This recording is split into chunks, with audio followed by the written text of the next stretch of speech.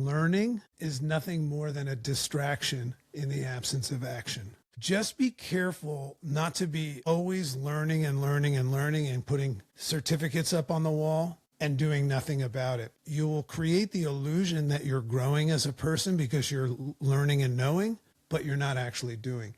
If you're going to choose action versus learning, choose action. If you're only choosing one, fail your way forward. If you just spend the rest of your life as an academic and learn and go to personal growth seminars and all of that stuff and never do anything about it, you're just going to die a person that knows a lot and never accomplished a lot.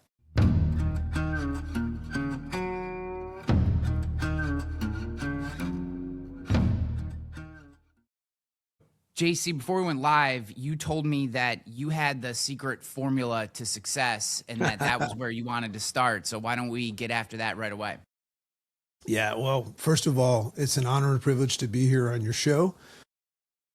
I always find myself sitting in a place where I'm doing things that I once thought I would never do, so, I want to call my mom right now and say, Mom, look at me now, so anyway, it's an honor and privilege to have you, to be on your show at this crazy juncture that we're at as human beings.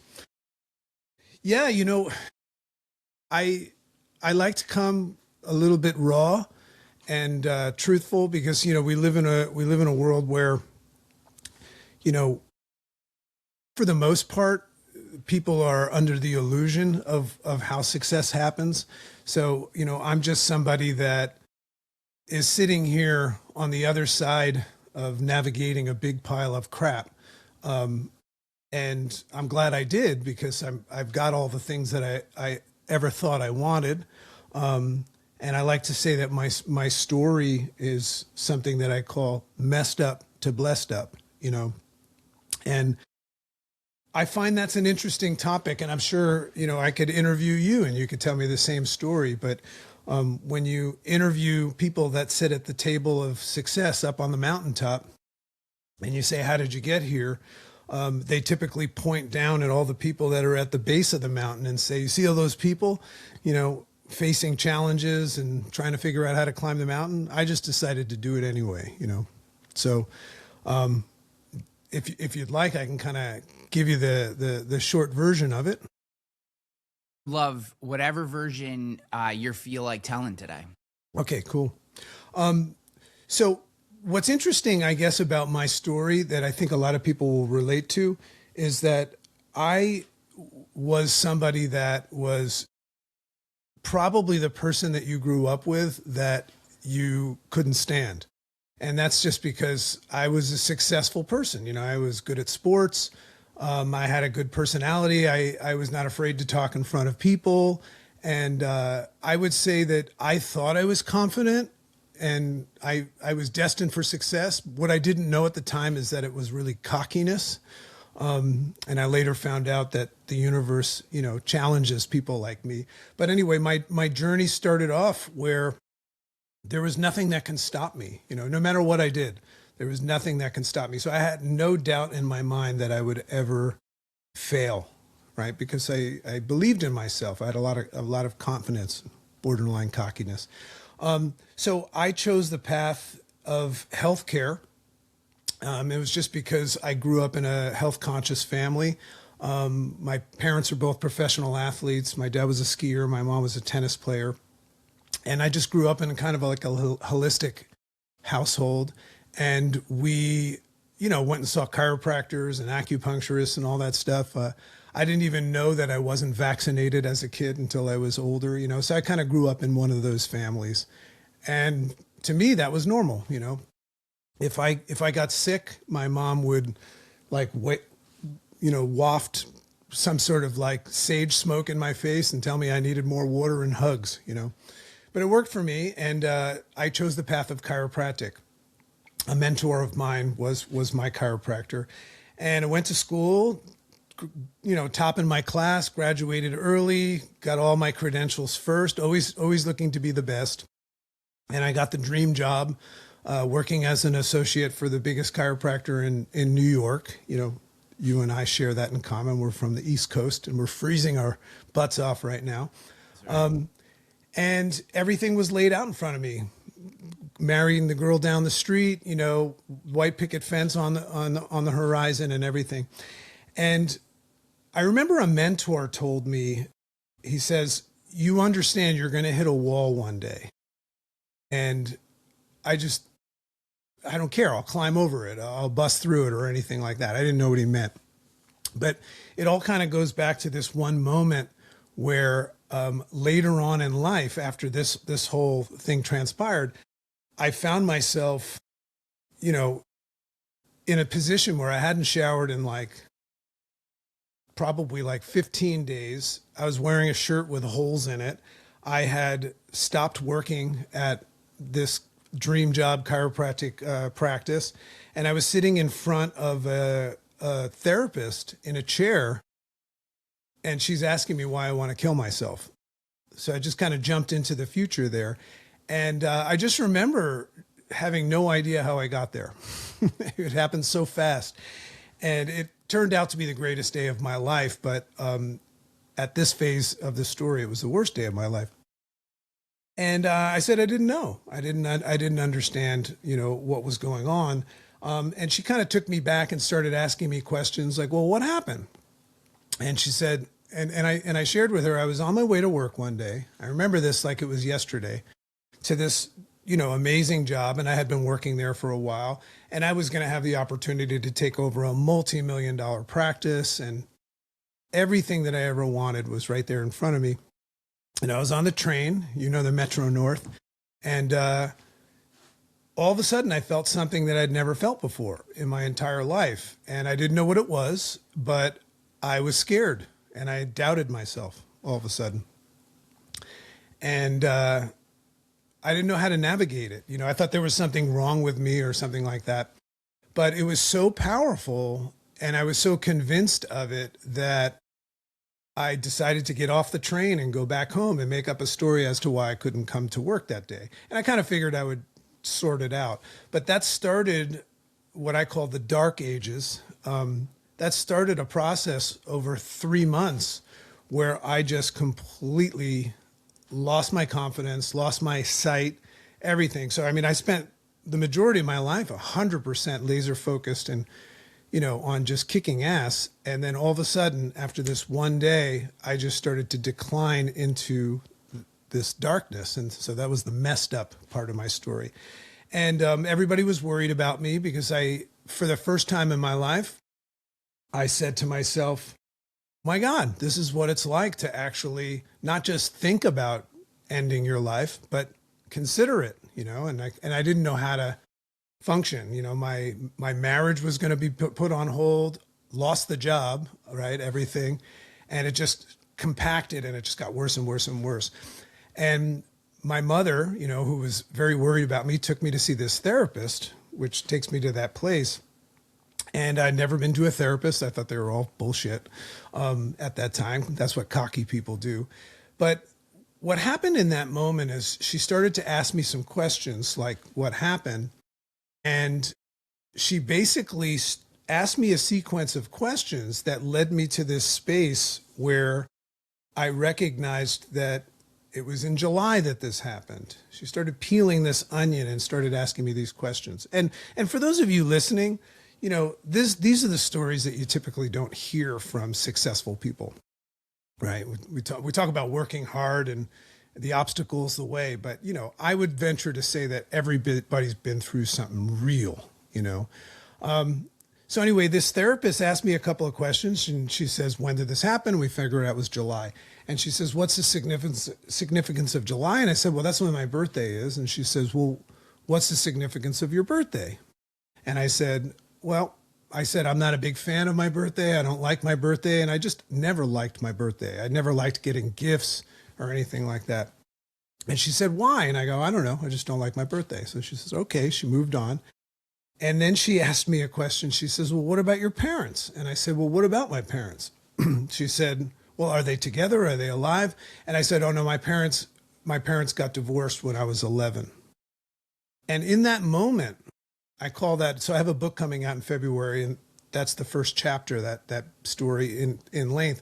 I call it a snap moment. But when she asked me that question and peeled me back to that moment, it was the first time that I recognized that when I was 11 years old, on my birthday, I walked in the house and saw my mom sitting at the base of the staircase in her underwear, which was not normal, crying. And it was my birthday. We were going to go to a bowling alley and all my friends were coming and everything like that. And I said, "What's wrong, Mom?" And she's crying and she says, "Your father's leaving us." And I didn't really know what that meant. I was 11. And my dad was always away anyway. So I kind of, as I recollect, I kind of, just said, "Okay, can I go out and play with my friends?" And I realized that my birthday was bumped. There was no talk about my birthday, and I had to go tell my friends and make up a story or anything like that. But what happened that day is I packed it away. And later I found out that my confidence and my cockiness was a defense mechanism for something. But I completely forgot about that day until the day that I was on the way into work on that train. And it hit me. But what happened in that moment was that, and that's why I call it a snap moment, is that everything that I was suffering from, but everything that I'd been through since I was 11, kind of loaded into my brain, and everything just kind of like filed into this organized, sensible package. And I just remember this feeling of saying, well, it totally makes sense why I'm like this. And I walked out of the therapist's office. I went completely from offline to wanting to die in a second. I don't even remember the therapist's name.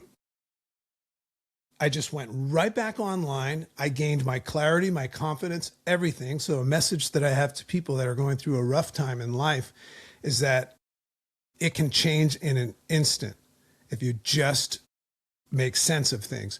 But I made 2 decisions that day. And what I'm doing is I'm sharing with you why I'm successful, is because I made a decision. One decision that I made was that I'm never going back to that dark place again, no matter what. I'm going to spend every second of my day trying to figure out how to not go back to that place again. So I was going to proceed with a little bit more caution and consciousness from this day forward. But I also made a decision that day that I was going to spend the rest of my life figuring out what happened in that office with that therapist and teaching the rest of the world for the rest of my life that, so that they wouldn't have to go to that same dark place. So that was the moment that I created my business model. I come to you today, my brand is called Make Sense. My book is all about this stuff, teaching people that stuff. So when it comes to this idea of peak performance and being successful, I guess my message is that anybody can. I am a firm believer that success, and when I talk about success, I'm not just talking about financial. I mean, success can be whatever anybody thinks. I'm talking about full integrated success, physical, mental, financial, the whole deal. You can't skip one of those things. But it's attainable to everybody, but it requires people having a North Star and a goal, like I set that day, with such urgency, like Martin Luther King called it the fierce urgency of now, that you can't not do it. So that's the lesson that I love to share with people, is whatever it is somebody wants to do, if they have a reason to do it that is important enough, and I have a way of proving to people that anybody can do it, there's nothing that will stop them. And I'm sure I could ask you what you do and what you've done to get to that place, and you would probably somehow explain that you decided to do it and there was no quit involved in it. So that's kind of the lesson that lets people know who they're dealing with. And, my podcast personality, everybody knows me as the dragon, and the dragon represents all of those dark times, that I used to get chased by dragons. But then I learned how to bring all of my deepest, darkest fears inside and embody them. And then I learned how to turn them into my strengths, my superpowers. So when I call myself the dragon and I put these glasses on that have no lenses, that's how everybody knows me. I can accomplish anything because I'm focused on that North Star that's so bright, you know. So I hope that makes sense. It does. How does somebody know they're successful? Because you That's a would have great said you were successful question. before the Yeah. mess, and now you're successful again. Like, how do I, if I'm sitting here, how do I know I'm successful or not? You know, that's something that is going to be, I would be foolish to try to teach people what success means because it's going to be something that anybody can decide. And if you listen to my story, you can see that my definition and my perception of what success is has changed. And I'm also in a place now, I always wear this hat, and this is kind of one of my slogans. I always question and contemplate everything by saying, huh. And that's spelled HMMM. And what that stands for is I haven't made up my mind about anything. So to answer your question, you know, would require that you ask me a week from now because it might change. But at this time, right now, which means I'm also open to evolving and changing because, you know, when you put an exclamation point behind success and it looks different a week from now, you might think you're unsuccessful. But I would just say that it means that you've got your priorities straight, you know.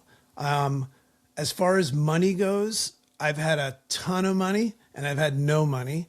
I'd rather have money than not, but it's definitely not the defining, you know, success factor. I mean, I deal with billionaires and that are miserable, but I'd like to have money rather than not. But for me, success is interpreted by how my children look at me. That's where I'm at right now. I've got 3 kids. We just adopted a little girl and we've got 2 boys.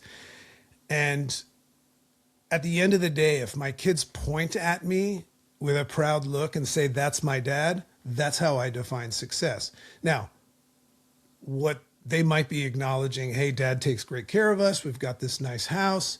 My dad's in shape. He doesn't look like his friends that are his age, and all of those things. And they see me on stage and all of that. I'm sure that's in their minds. But for me, my metric that I measure is what my children think of me. Were there any, or I'm sure there were, but maybe what was one that stands out, beliefs that pre-mess were something you thought was paramount? Did you say pre-mess? Pre-mess, yeah, pre-mess. Love it. That post-mess you now look at and you're like, that was a complete bullshit idea. Yeah. Well, pre-mess, I was unconscious, right? And when I define mess, it was only when I realized how messed up I was, right? Because my whole childhood, I was under this illusion that everything was great. You know, like the Lego theme song, everything is awesome. So I'm going to call that pre-mess. So the first thing is pre-mess, I was unconscious. And I teach an exercise in my book called The Lifeline, where I teach people that if you were to go back to, and in my case, that time when I was 11 years old, but look at it through the lens that you have right now, you'd be able to navigate it differently. You know, you'd be able to say, you know, oh, well, you were 11 years old and, you know, your parents got divorced and obviously that's traumatic and you didn't know what to do. You didn't even know what divorce was. But pre-mess, it was always measured by my level of consciousness during those times. So I would say the biggest thing that I can see that's different about me now and then is I thought I knew things back then. You know, I go back and I realized that I was always trying to be right versus kind. I was always trying to one up people, be the smartest person in the room. And I now can see, at the time I didn't know that, is that because I didn't like myself. You know, I've probably harbored some guilt from my parents getting divorced. And I was probably depressed, but just using tools and skills to make myself feel better about myself. So I was unconscious. I was sleepwalking through life, which I totally understand, So pre-mess, the key thing is I didn't know I was a mess. And I remember, and when my mentor told me that I was going to hit a wall and I didn't believe him, there's an example of, how the personal growth industry, which kind of teaches you, not only the law of attraction, but how to put your eyes on something and go after it no matter what. So you can become blind to a lot of things going on in life. Typically we're focused, you have entrepreneurs listening to this right now that are laser focused on their goals ahead of them. But what we learn in life is that the most magical things, as well as the challenges, don't come from in front of you. They come from the sides. So when you're unconscious and you're so focused on something, a lot of other things that are important fall apart. Like I got divorced, and I just had so many just knuckle sandwiches in life because I wasn't paying attention to everything. So you asked me now what I feel success is you can tell that my answer is acknowledging the other stuff right now. So I think that I love the idea of I forgive you for you know not what you do. I didn't know I was doing all that stuff. The most common thing that people say to me, Ryan, when people that knew me from then and know me now, is they always say, man, you were such an asshole back then. And I'm like, I know, I know. And they're basically saying, what happened to you? And then they find out my story and, and then it makes sense. Yeah, I completely agree with you on this sense of, I think many people, especially people who feel that dull, consistent anxiety, frustration, fear are living unconsciously.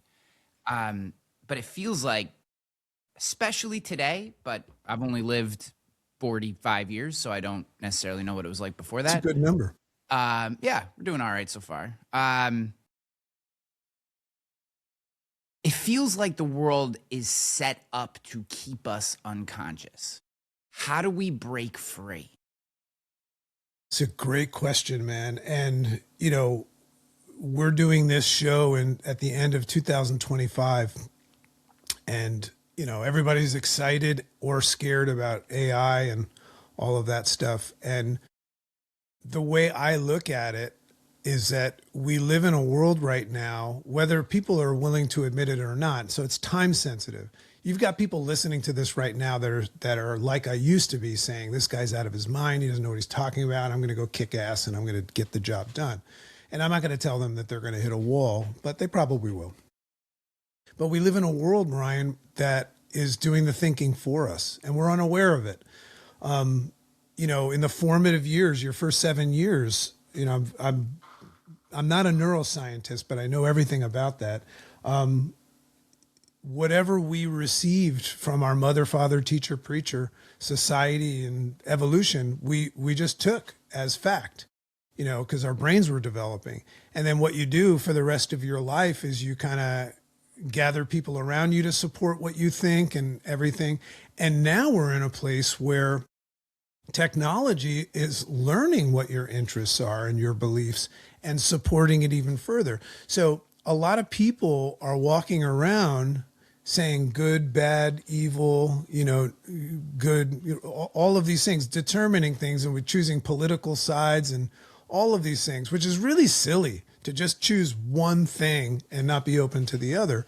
But what we don't know is that those decisions are being made for us. We think that we're coming up with these ideas, but we don't understand that it started off as when we were children, and we've put ourselves in environments that are feeding us. I always say what it is that we consume with regularity ends up being what we assume with regularity. So to answer your question, it's really hard. And what I know about human beings is they have to have a reason to do something. So if somebody is sleepwalking right now, they don't know they are. They think that they're on path and and they're focused, and that's the way we're taught to be. In order for them to wake up and change, something's going to have to wake them up, like in that movie Inception, the movie Inception, they talk about this thing called the kick. The only way they could get these guys to wake up out of those dreams is to like push them off of a chair or something like that. So we have to experience some sort of a kick in life, unfortunately. Otherwise, why would you change, So how do you get somebody to come out of it? You can't. Nobody can get anybody to do anything. But the way the universe works is if you're sleepwalking long enough, you're going to have some sort of an accident, and it's going to force you to change. So if I could give anybody some advice, you can't skip the suck of life. It's just part of it. You have to learn how to actually embrace it and enjoy it. But if somebody resonates with what I say, and I could say, go back and give them some advice at 54 years old, I would just tell them to allow themselves to remove the write protect switch on their SD card that says no new information, and ask questions like, well, what else might be true? If people can allow themselves to be open and curious right now and not need to know, they'll just have a much, much better life experience, and most people, as you know, are living in the future or the past, which are two places that are not even happening. The only thing that's happening is you and I right now, we're talking. It's the only thing that's real. But we spend so much time in the future that we don't even know how to enjoy the present moment. I always like to say, unwrap the present. You keep skipping it. It's got your name on it. It's under the tree. You keep skipping it. What people don't understand is they'll never be satisfied with any of these goals that they've set because they don't know how to enjoy the moment. So I could tell people that. I could tell my old self that, but if you're sleepwalking, you don't listen. So the way that God and the universe sets it up is it's got to be forced upon you, But if somebody's listening right now and they're at a crossroads, or in some sort of way they're open because they want more, they're unsatisfied with life, they're in a window right now where this would make sense to them, and they can start having some fun with life, But if somebody's focused, and right now we're at the end of the year, everybody's setting their goals for 2026. Nobody's going to get in the way of that, So yeah, it's an interesting game that we're all playing. Yeah, I've seen you say some things around suffering and pain, and Yeah.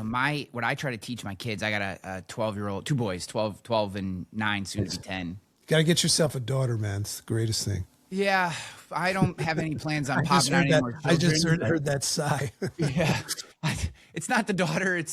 I don't think I need any more kids. Yeah, I understood. But I would have loved that, because then someone would have actually given a shit about how I'm feeling on a day-to-day basis. Oh, my daughter just cares taking so care much of me about when I get older. I have no long-term safety net when I get older, because the boys will be gone. That's right. But I try to teach them as often as I possibly can, and they play sports and do different things, and they learn some of these lessons the hard way naturally. But I grew up with basically nothing and had to kind of scrape and claw my way out. As much as a 6'4" white guy can kind of be behind the 8 ball when he's born, I was, and my parents did the best they could. But I remember at 12 looking around my town, going, I got to get out of here. This can't be my life. Every male role model I have is either an alcoholic, a drug addict, or both. We used to say you could leave the doors open there because the criminals, lived in our town. They didn't rob in our town. It was like the Pirates' home base. You know what I mean? That kind of thing. So much of my life early was defined by the struggles that I was pressed up against, and then my desire to either conquer them or not. And it was always a conscious choice. And I look at the way my kids are being raised, and life is just so easy for them. Now, granted, as often as I possibly can, I'm putting them in tough situations, but we live in suburbia. I do well. My ex-wife does well. She and I get along reasonably well. We've taken them out of the public schools because the public schools in New York are bananas, and we've put them into, private Catholic school. And, and like, they don't have necessarily the same natural suffering that I did. So it's like we have to manufacture suffering so that they feel it. Yeah. They feel what that feels like. Let's fast forward to an adult, okay? Right. And this is so I run into a lot of particularly men who just have this dull sense of acceptance of overwhelm and anxiety, and they're kind of getting through the day, and their back hurts because they're in their 40s, and I'm just getting older, and they've just kind of accepted the easiest version of their life to avoid the kick, right? To avoid the kick, Right. they have just meandered their way through life. That guy who in his most sincere moment will tell you he wants to get fit, get a better job, have better sex with his wife, but won't follow through. Well, what's the kick? As a friendly way, and I'm saying this for everyone listening, we all have that friend that we would love to. What would you say to everyone listening who has that friend? How do you try to help them? And we know we can't force anybody to do anything they don't want to do, but we can show them the way, or we could, put an option in front of them. Like, how do we start to nudge them down that path? It's this is the great portion and body of my work is I'm just so fascinated with human behavior. And I mean, I have my own story, but the people that I work with come to me like that. I want. And, they even know how to go through the process of setting goals and claiming that they have a reason for it and all of that. So there's a couple of things going on. So first of all, I want to tell that person, if they're listening and they say, that's me, I hope they don't know, is that it's not your fault, right? You're not a bad person. You don't have willpower issues or anything like that. This is part of your conditioned nature. When I was a kid, we used to hear our parents say, if you don't succeed, try and try again. There's a new thing with our kids that says, if you don't succeed, try something else. So that comes from a misnomer. I think one of the things that we learn as children, and this is what you can do for kids, we learn this fallacy that there are three things that need to happen in order for us to succeed. And if they don't, you don't have to try. So what they are, and this is why January 1st, you're about to see people start claiming that they're going to go do something and then not follow through. So those three misnomers are, one, that it has to be the right time. So that's why January 1st makes sense to people, because we've been conditioned to think that it's different. Nothing changes on January. Same with Mondays, right? Mondays. Exactly. Mondays are great days. I have coached hundreds of thousands of people on health transformation, and we always try to start them on a Monday, even though it's silly, it helps. But so one of the misnomers is that it has to be the right time. The second one is that you have to be motivated. So a lot of people say, now's not the right time. I have too much going on and things like that. So they think that you need to be motivated to do something. And what's funny about that, Ryan, is that without them knowing, they're making an assumption that they have time, right? So the whole concept of the mortality mentality, which comes from the Stoics, that's an important thing for people to understand. So what I do when I hear someone say, now's not the right time, I could offer somebody physical, mental, and financial freedom. And they'll say, it's not the right time. So I pick up my phone and I'll go, hold on a second, I want to make a call. And I'll say, hey, God, I'm in a conversation with Ryan right now. And I just want to ask you, how much time does Ryan have? And then I hang up the phone and I go, he's not telling.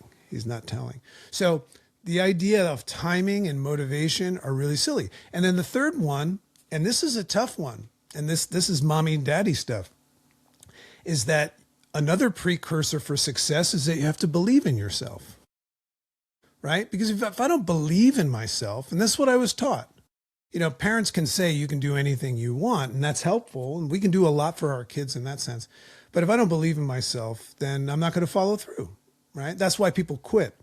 So what I like to say to people is this, because the fact is that everybody listening right now actually knows what they need to do to succeed, right? They might bullshit themselves and claim that they don't know what to do. So a good mentor doesn't tell people what to do. They say, what do you think you should do? What do you need to do? But I ask them this question. I go, how many days a year out of 365 do you wake up in the morning feeling motivated, believing in yourself, and thinking it's the right time? And then before they answer, I go, me? It's like maybe 8, if I'm lucky.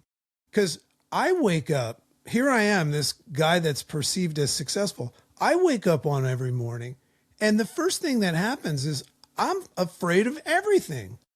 And when my computer boots up, I don't have motivation. I have to get in that state with my morning routine. That's why people have morning routines. So that's a big reason.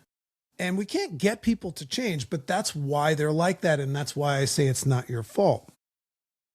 But the other piece of it, now that we know that, I've armed people and equipped them with awareness now. They go, oh, shit, can't use those anymore. If you have a goal for January 1st, I challenge you to start it today. And that's when you will feel the feels of those 3 things, which are an illusion. But the second one is this, and this is one of my favorite exercises to take people through. It's this concept of human beings need to have a reason to do things. And if they're pushed into a certain situation, and parents can kind of, we can give the whole example, like, can you walk across a 2x4 on the ground? Yes. If I put it across 2 buildings, no. If your life's there at stake, yes. Right. So people start to understand that what it is that they say that they want is not important enough. And they'll get that, but it doesn't mean they'll follow through. So what I do is I prove it to them. I say, you want me to prove to you that there's a version of you that can do anything? You have an alter ego. I have the dragon. The dragon can go walk out on a stage in front of 15,000 people. I just emceed a show in San Diego for Jim Quick, and there was a huge audience and thousands of people out there. The average person would freak out. And I walk out there and I could take a freaking nap on the stage when I'm the dragon. JC would vomit and fall down. So I say this to people, and I'll play with you, Ryan. And I'm going to prove to everybody right now that Ryan can do anything he decides. So if we're in a pool, here's me and Ryan in a pool, which is strange already. And I take Ryan's head. Now that I know he's 6'4", that I don't know if I could do this, but if I take Ryan's head and I push it underwater, my question to you, Ryan, is once your head is underwater and I've pushed it and I'm holding it, what's your greatest desire? Get air. Okay. So what are you going to do? You're going to try to wiggle your head loose, but then all of a sudden you realize the dragon is strong and he's got 2 hands and he's holding, and now you realize I have an intent to hold you down. What happens to your urgency for that air, up or down? Goes up. What will you not do to get that air? Nothing. Okay, so what I explain to people when we do goal setting is if you set a goal that is the likes of the air, a version of you will come out. A great book to read is Todd Herman. He's going to be on my show in a couple of weeks. He wrote a book called The Alter Ego Effect. He's the guy that came up with the Black Mamba idea for Kobe Bryant, which is a really cool story. But he talks a lot about learning how to channel your alter ego. Like when your kids are doing stupid things, you turn into dad mode and things like that. But every person listening right now, there's a version of them that doesn't fail and they'll die trying, right? but it has a lot to do with those three things and the value and urgency that they've placed. So if I say I want to be a millionaire, but it's a convenience and it's like, oh, it'd be nice. That's different than me going out to build my business because I don't know how I'm going to feed my family. That's a different version of me, right? So we were talking about how our kids are like lacking all of this stress that we went through. I would challenge you to say that they have it just as bad. It's just different now. Yeah, You know? The that's society a much they're more growing accurate. up in is insane, and kids you're seeing more depression and suicide than ever before. So there's an indication that it ain't easy being a kid.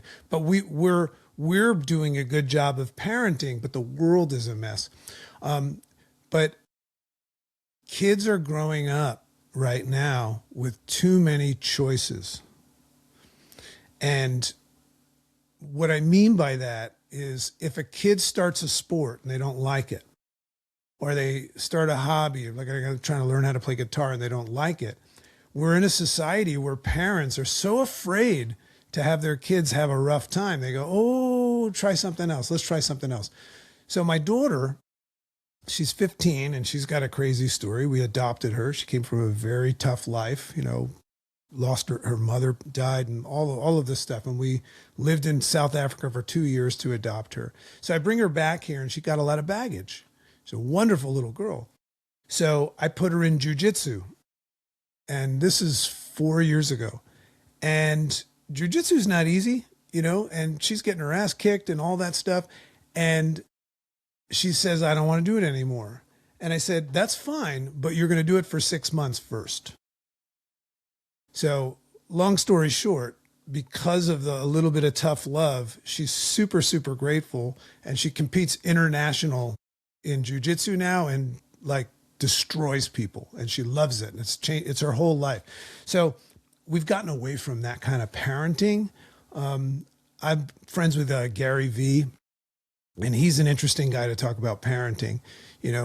Like I like to ask Gary questions like, what do you do if your kid is spending too much time on the internet and stuff like that? He goes, fucking take it away. Take it away, right? He's just like one of these cut and dry guys. So we could complain about our kids all that we want, but we're creating the environment and the rules, Yeah, I agree with that. We've traded physical suffering for mental suffering in many regards, and told people that this is a better way. And it's tough. I feel I want to go back to your three has to be the right time, have to be Right. motivated. Motivation to me has been like one of the most missold concepts that self-help, performance, basically everybody for so long we've had shoved down this idea of motivated, get motivated. And if you can just remove that entire concept from your lexicon, a lot more shit gets done. Yeah. When you just remove the idea of being motivated, is just remove it from your lexicon. It's not I'm motivated to go to the gym today. It's Tuesday. I go to gym on Tuesdays. Okay, I go. Doesn't matter what you're, just remove that word. Because I sold my company. I know you don't know that much about my story, but at the end of 2023, I exited from my company. I sold it in 2022 and exited at the end of 2023. Congrats. Yeah. And thank you. And as funny as this sounds, it was like it created an existential crisis in my life. It was the first time in over 40 years that I did not know the next thing that I wanted to do. I didn't know. I had no idea. This company, I kind of sold it earlier than I had originally thought, and there's some circumstances to that, whatever, that's a different story. But the point was, I got to this moment, and I'm 43 at the time, and I literally had no idea what I wanted to do next. I had things that I did. There were things that I enjoyed. Did I want to go full throttle on my speaking career? Did I want to go full throttle on the podcast? Did I want to become a consultant? Did I want to go be an executive somewhere? Did I want to start another company? And it was like, and then I started, and this is where this thought comes from, as much work as I've done on myself, as much reading, etc. I started asking, well, I'm not really motivated to start another company. Or, I don't really love I love speaking. You know, I'm probably the happiest I've ever been in the kind of non relationship side on stage since I was an athlete. When I was younger, I was a college athlete, etc. So I was like, I love that. I love it. I'm as happy as I can be. To your point, I've emceed events. I've spoke to audiences of thousands, and like you said, it's like you feel at home. There's just something about it. Like if you just feel home there. But man, I'm not really. I fucking hate the travel and the airplanes and the being away. Right, And right, like right. it was this the optionality, right? We all. I had a Too many guest options. on. Had a guest on. This guy's name's Danny Z's. He's awesome. He's a illusionist, an escape artist. He's been on every Got Talent in the world. He's been on every single one. Fantastic. The shit that this guy does is crazy, and he's an awesome dude. Met him at the Delta Lounge in Detroit randomly. He was coming from a gig, and I was coming from a gig, and we sat next to each other at the bar and became best friends. And he shared this concept that this is ultimately where I'm going, because I would love for you to break this down a little more, because I think it's something that people don't have a firm grip on, this idea of alter egos. And what he talked about, and for those who listen to the show regularly, it'll be out sometime in the next couple of weeks, and then this one will come after, so this is like a perfect way to build, is, he shared this idea of like, Danny Z's is not his real name. His name's Daniel Paulin, right? Danny Z's is who he has to become to unlock handcuffs in a 3x3 box that's on fire, that's 200 feet in the air, being held up by a crane over spikes. You know what I mean? Like Danny Z's gets out of that, not Daniel Paulin. And he was explaining it to me, and I'd heard this concept, but I'd never really dug into it. And now, because I firmly believe in the serendipity of the universe, you have brought this idea up again, which tells me it's something that either I personally or someone who's listening to this show needs to hear, right? Why is this idea of alter egos so important? And how do you start to craft that? So let's say I've never considered the idea, which I will tell you, I'm that person. I have never considered the idea of creating an alter ego. And now I've had two people who I respect share this same idea in a 7-day window. Like, why is this so important, and how do we start down this path? Well, first of all, you're an example of what I was talking about before, of being open and curious. So the only reason you're asking me this question and being fascinated about it is that you're a unique kind of a person that is open to ideas. Somebody else that wouldn't listen to this right now they're closed. They think that they know. They don't need, like the old version of me wouldn't need an alter ego, right? So first of all, I would just recommend, when that episode comes out, it's going to be extraordinary. And when my book comes out in February, there's a whole chapter on this stuff. But I will bow to who I think is just the world expert, and that is Todd Herman and his book. If anybody wants to buy a book on this, and this is resonating, including you, Ryan, it's called The Alter Ego Effect, and it's on audio as well. So, without going too far into it, the first thing I would say is that everybody already has an alter ego. So, you were saying, how do you craft this? People will notice, sometimes people will experience the flow state, for instance, and without acknowledging how that transpired. There was times where I would be asked to speak on a big stage and completely panic about it and have anxiety and just overthink it and all of that stuff. And at that time, JC, right? That's JC, has this problem where he overthinks things and tries to be perfect and all of that stuff. And then there's this other character that shows up every now and then that doesn't give a shit. People say, here, we want you to talk about this topic. And you go, okay. And then they go, well, and it comes time for the show, and they're like, where are your notes? Do you need the confidence monitor and all that? And I would be like, no. And I remember the organizers would be like, well, what are you going to talk about? And I would just be backing up on the stage saying, I don't know. And I started to like analyze these two people. Like, what the hell was that?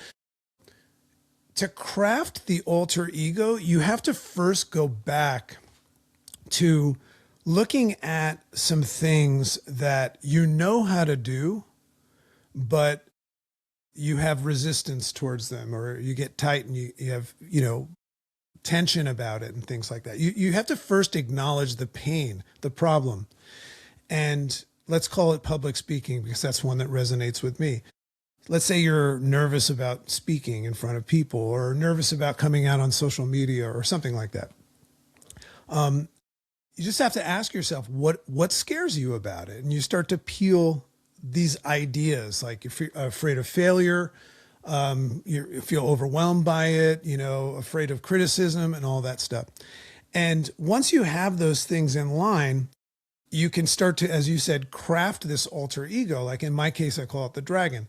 So the assumption is that the dragon thinks differently than JC. So I would ask myself questions like, well, how would the dragon interpret fear?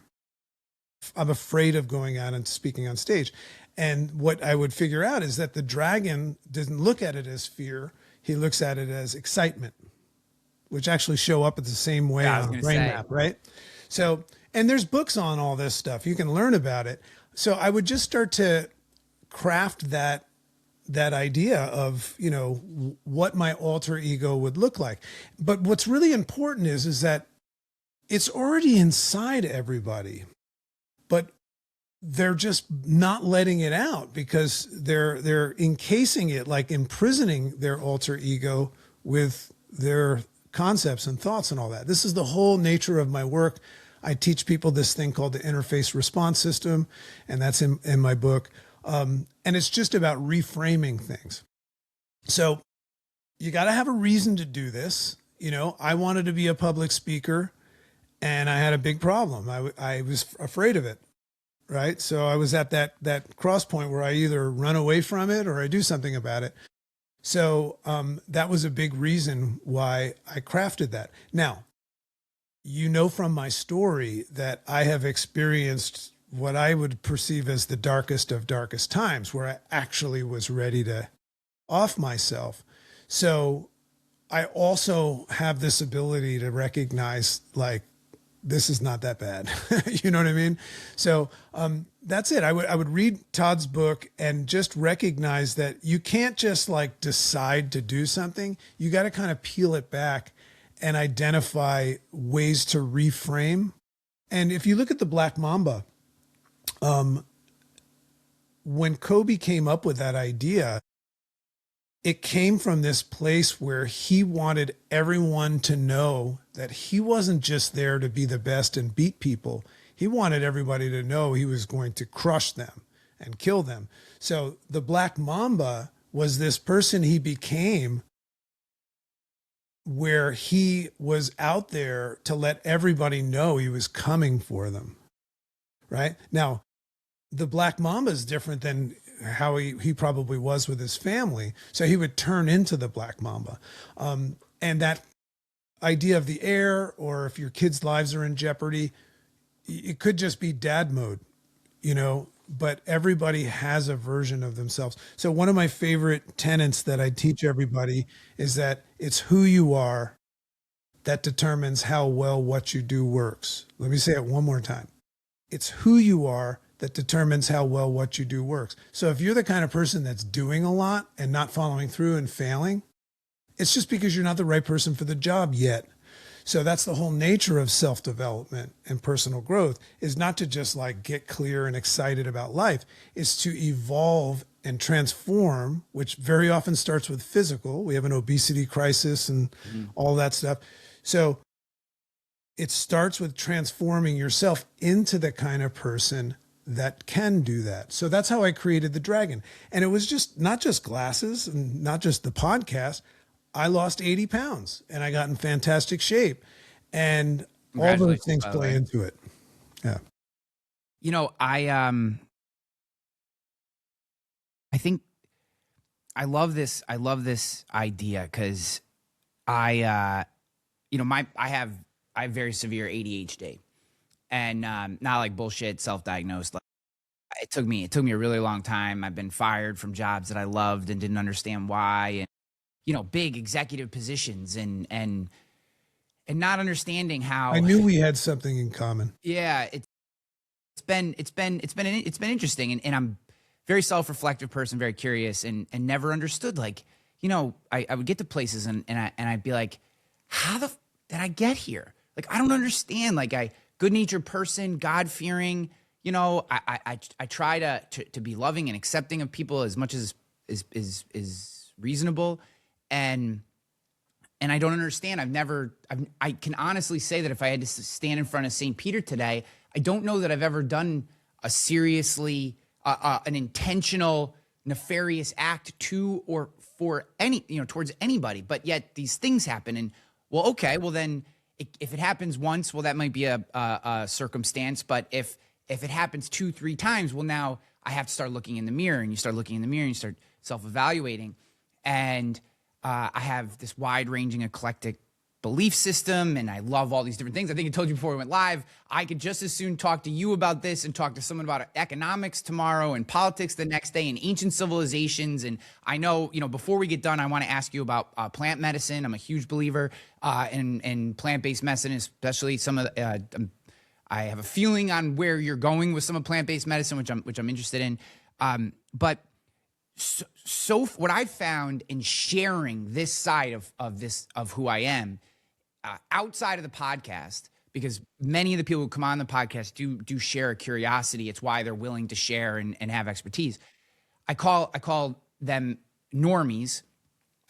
Very few people are willing to self-reflect in any regard, right? And I see this as like, if you're unwilling to look into the mirror and have an honest conversation with yourself, it's very difficult to make any progress. And I have a example that I want to share with you, which is simply the other day I was talking to 3 of my friends, and all of them are, to varying degrees overweight, to varying degrees out of shape, to varying degrees unhappy with, their physicality or their fitness or, different things like that, their health.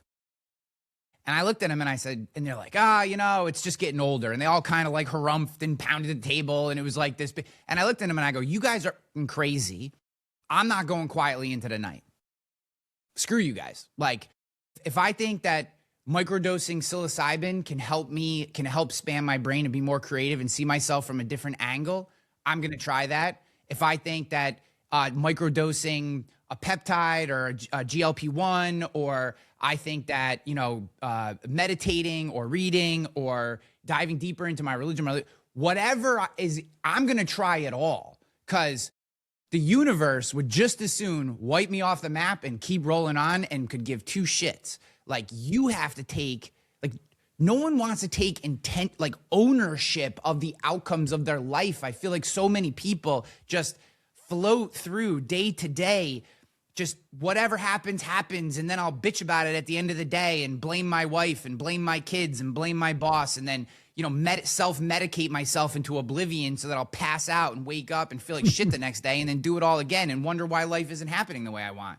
And it drives me absolutely crazy. Why does it drive you crazy? Because I want to help people.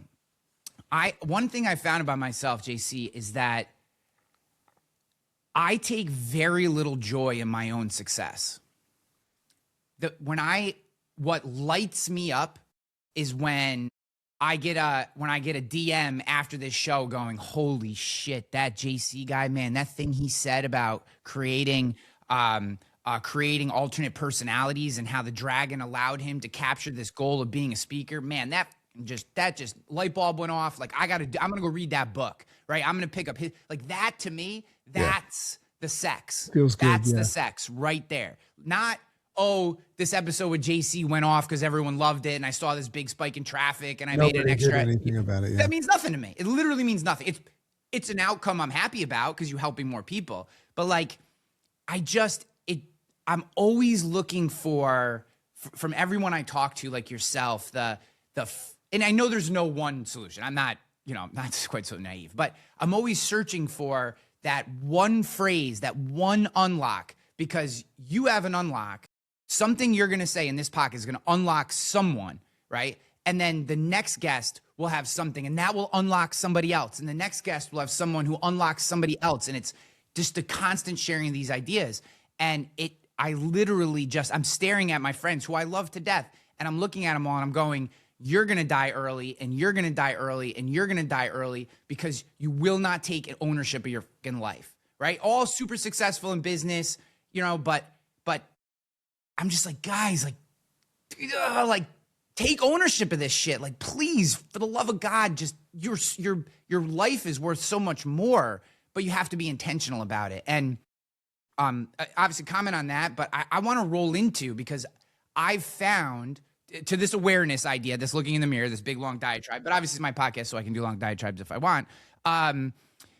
Like, I found that when I started experimenting, particularly with psilocybin, in intentional ways, not in party ways, in intentional ways, that I found an awareness and understanding in small doses, not like some big, my entire life changed in one experience, but I started to be able to step outside of my own ego and evaluate things in a way. And that was one tool, right? Have you found that in your journey into plant-based medicine? And why did you go start your journey into plant-based medicine? Well, it's a lot. That's a lot right there. I will say that for the first time, I've been working with plant medicine for 5 years, and I've done more than most. But on my podcast, Make Sense with Dr. JC podcast, I just took people from start to finish through an entire retreat that I just recently went on. So if anybody's really interested in learning, it's controversial, it's entertaining, and all of that. But let me get back to what we were saying before about your friends. It's all about timing, right? And this is why I don't get frustrated. Like I said, what I've done for money for 20 years is I'm a health transformation coach. I can help anybody get healthy, but they're all different. They have different starting points. So I know a lot about your friends, and a lot of it has to do with taking the easy road and just assuming that maybe tomorrow. But what's interesting about human beings is that they all know what they should do and what they shouldn't do. But they're so caught up in doing unhealthy things to get them, to make themselves feel better or move away from unsettling things, that they don't know. They're addicted to it. They're addicted to distraction. It's just like social media as well. People are addicted to the dopamine hit. So all I would have to say about, those kinds of people, and some of them are listening to this right now, is that there will come a moment, and they know this, where you'll have a window of opportunity, and it could come from just being sick and tired of being sick and tired, or hearing some bad news, or being afraid. Sometimes if somebody's parent dies of something and you're on your way to that, sometimes those could be motivating factors. But one thing that doesn't work is when they have friends that want to help them. It actually makes them go further away. So as a health coach for all these years, my brand, whenever I speak to somebody, has to be in service to them, including being there when they're ready. When people, what's the secret to success with health transformation is somebody has to be looking to do it, but also ready. If they're not ready, they're not, it doesn't matter. And what I've decided to do is not play a role in pushing them further away. So just to clarify that, what you mean is not trying to get them ready. Yeah, you're actually doing them a disservice by doing that. Gotcha. That makes sense. Because you're actually becoming the reason that they don't want to do it. Right? That when you're in an unconscious state and not following through in life, you're not, they don't want to hang out with people that are doing great in life. They want to hang out with people that are like them. So, they hate you because they ain't you. If there's 3 friends and one of them goes out and gets in great shape and kicks ass, without knowing it, he's shining a light on the fact that they're not. So they will separate themselves. That's why smokers hang out with smokers and all of that stuff. So the best way for you to address those people is to never allude to the fact that they're doing anything wrong, but just always leave the door open and say, if you guys ever wake up and want to change, just know that I'm here for you. But leave it at that. Leave it at that. Because they will have that moment. They will wake up with that fierce urgency of now, that lightning bolt. And that window will close fast. But if they know where to go in that moment, then they will call you. And it'll be a great moment. And then you might go through the process of them starting and stopping and starting and stopping. It's not easy. It's not easy, but that's my strategy with people. So if anybody's listening, I mean, this is what I do on a large. I've helped over 300,000 people lose weight and optimize their health because I have a simple program for that. But if they wanted to take the first step, all it would be is when they're ready to reach out to me and say, I'd love to talk to you about it. And then what they'll figure out on that conversation is that it will have no close. It will have no call to action or anything like that.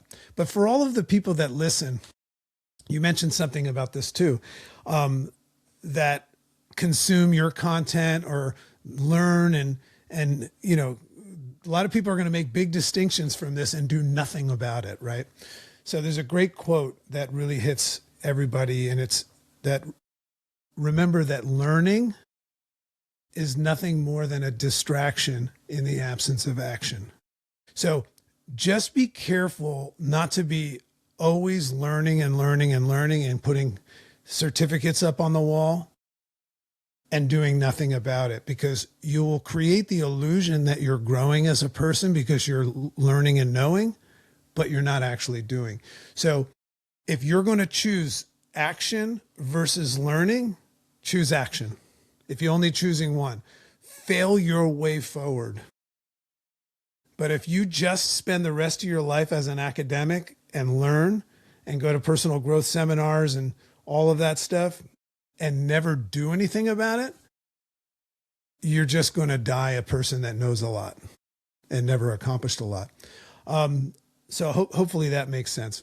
So it's a deep hole with the plant medicines, but I've done it all. You know, I've worked a lot with ayahuasca, obviously psilocybin, San Pedro, peyote, sapo. As a matter of fact, that's the shirt that I'm wearing right now. This is the molecular structure for the bufo frog. So anyway, why the hell would anybody do that? You know, and kind of like you, I got to a place in my life where, first of all, I know a lot of my friends that, like, all of a sudden went from being ordinary to extraordinary. And whenever I see that, I cheer my friends on. I don't poo-poo them.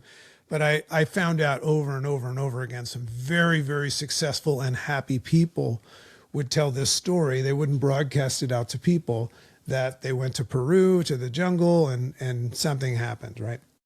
So I learned about this and I started to get intrigued, and I almost felt like I was called to do it. And my first time going was I went by myself to the jungle in the Amazon. I got to, you know, Lima, Peru, and then took another plane to this place called Iquitos. And I got in this canoe with a guy with a bone through his nose. 2 You hours started down. licking frogs. You're just down there licking frogs, seeing what happened. Well, I didn't know what I was going to do then. No, I was I'm joking. That's a joke. I was scared as to death, but I knew that there was more. There was more. And I wasn't trying to fix anything in my life. I just was very curious to know if all of this stuff was all there is. Because I was always curious to know, because I would hear these stories about people like seeing small little midgets talk to them and you know, cheetahs walking across the room when nobody else could see them and stuff. And I don't know, I guess I was just intrigued to know. So when I went out there and I experienced that the first time, and I've hosted these things now, and I've worked, I just got back 2 weeks ago from Peru. It's extraordinary. And what I would tell people, very different than psilocybin even if it's done in a retreat, is kind of fun. It's a nice experience. When you work with plant medicines like ayahuasca or peyote, it's not fun. It's hard work. It's by no means fun. It's not something that you do like, hey, let's go do ayahuasca. It's something you have to like process for a year at least. But what's extraordinary about it is that it's actually something that works with what's already inside of you. And plant medicine doesn't do something to you. What it does is strips away the things that are preventing you from seeing things. That's what's interesting about it. So it would be foolish for me to explain what it's like to do that. But what I have learned is that there is a lot more going on, even in this space between us right now, than we know right now. And I've learned that through plant medicine. And I guess the biggest value that it's given me some great insights about life. And I've dealt with a lot of childhood trauma and mommy, daddy stuff and all that stuff. But the biggest thing is that I don't really give a shit too much about stupid things anymore. You know, I realize that human beings are walking around thinking things are urgent and important that don't matter at all. You know, so when you gain access to how extraordinary it is right here in this moment, I call this the generous present moment. That's why I say unwrap the present. It's the only place that life's actually happening right now, right here with me and Ryan. Nothing else, right? And when you learn to live in the present moment and recognize how extraordinary it is, you won't spend another day thinking that you've got an unfair shake at life. Life is amazing.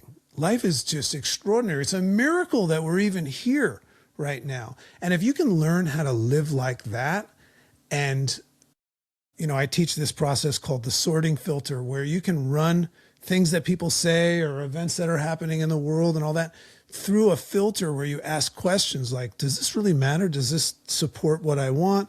Is this what's important to me? What else might be true? All that stuff. You'll start really enjoying life. And when you become, let's circle it all the way back to alter ego. When you become that version of yourself that doesn't get distracted, that doesn't, like if somebody comes up to me and says something nasty to me, or somebody tells me they're going to do something and they don't do it, my knee-jerk reaction will be what most humans will be like. But I will very quickly be able to realize how insignificant it is, and how I only focus on things that I can control versus not control. So plant medicine, I don't recommend anybody does it, because it's something that your number will either come up and you'll be called to it or not. And obviously you're starting that process right now. And I'm excited for you. But it's not something that I ever tell someone they should go do, because it's heavy shit. It's really heavy shit. I was called to do it and there was no choice. I had to go do it. Thank God I have a wife and a family that supports me, you know, and it's changed my life forever, and I will continue to do so. Dr. JC Doornick, the Dragon, my friend, this has been an incredible conversation. I appreciate you so much. Different, I know, right? Different. I know there's going to be a lot of people who've listened to this that want to go deeper into your world. Where do they do that? How do they do that? So I've got a Substack. Everything is focused on the brand of Make Sense. By the time that this posts, you know, my makesensebook.com will be loaded. So I've got an extraordinary book coming out. Or you can just listen to my podcast. It's called Make Sense with Dr. JC. And you'll never be able to forget it, because it's just the yellow background with these glasses and it says Make Sense. But yeah, more important than that, reach out. You know, I'm the kind of person that I'm overwhelmed with receiving messages, but that's my favorite part of the work that I do, is actually connecting with people, even the ones that want to yell at me. I want to speak to you as well. I love you.